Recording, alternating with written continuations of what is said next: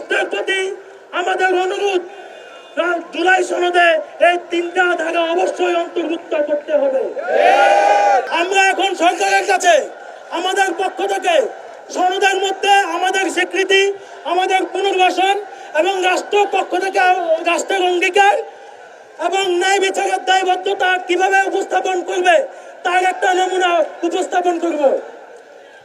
প্রস্তাবনা: আমরা বাংলাদেশের জনগণ স্বাধীনতা গণতন্ত্রপ্রিয় জাতি হিসেবে 2024 সালের জুলাই মাসে সংগঠিত ঐতিহাসিক গণঅভ্যুত্থানের বীর শহীদদের প্রতি শ্রদ্ধা নিবেদন করছি এবং আহত ও সংগ্রামী জনগণের আত্মত্যাগকে কৃতজ্ঞতার সাথে স্মরণ করছি।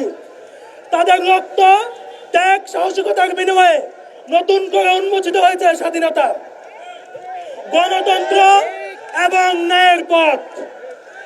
এই সনদ আমাদের অঙ্গীকার যাতে শহীদদের রক্ত বৃথা না যায়, আহতদের স্বপ্ন পূর্ণতা পায় এবং বাংলাদেশ হয়ে ওঠে একটি ন্যায়ভিত্তিক, মানবিক, গণতান্ত্রিক, সমৃদ্ধ, কল্যাণ রাষ্ট্র।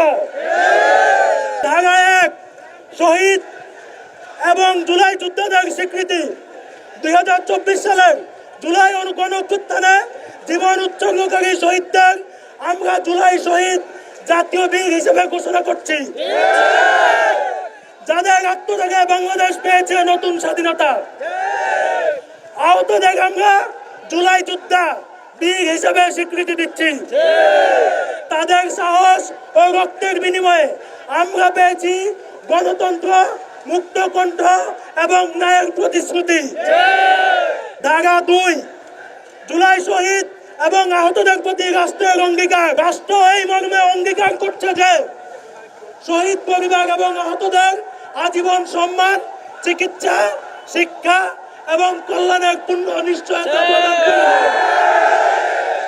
শহীদ পরিবার এবং আহতদের প্রতি দায়িত্ব গ্রহণ করা হবে রাষ্ট্রের অবিচ্ছেদ্য কর্তব্য। চিকিৎসা, পুনর্বাসন, কর্মসংস্থান ও কল্যাণমূলক দায় রাষ্ট্র সরাসরি বহন করবে। আহত ও শহীদ পরিবারের জন্য আজীবন সম্মানজনক ভাতা নিশ্চিত করা হবে, যা তাদের অধিকার হিসেবে স্বীকৃত থাকবে।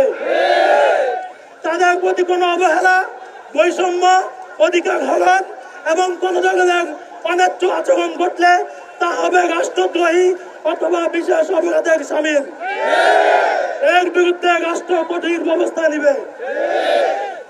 শহীদ পরিবার ও আহতদের জন্য বিশেষ আইনি সুরক্ষা ও বিশেষ সহায়তা কেন্দ্র স্থাপন করা হবে। ধারা 3 ন্যায় বিচার ও দায়বদ্ধতা। শহীদ ও আহতদের উপর সংগঠিত দমন পীড়নের জন্য দায়ীদের বিরুদ্ধে আন্তর্জাতিক মানদণ্ডে বিচার কার্য সম্পূর্ণ করা হবে। একটি স্বাধীন ও ন্যায় কমিশন গঠন করা হবে, যেখানে ভুক্তভোগীরা তাদের অভিজ্ঞতা ও সাক্ষ্য পেশ করতে পারবে।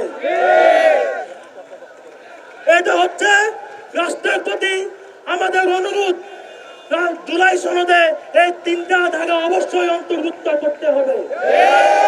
এরপরে রাষ্ট্র এবং রাজনৈতিক দলগুলো মিলে সমন্বয় করে ঐক্যমতের ভিত্তিতে জুলাই সনদের বাকি ধারাগুলো লিপিবদ্ধ হবে। কিন্তু সনদ দেওয়ার পূর্বে জুলাই ঘোষণাপত্র জারি করতে হবে।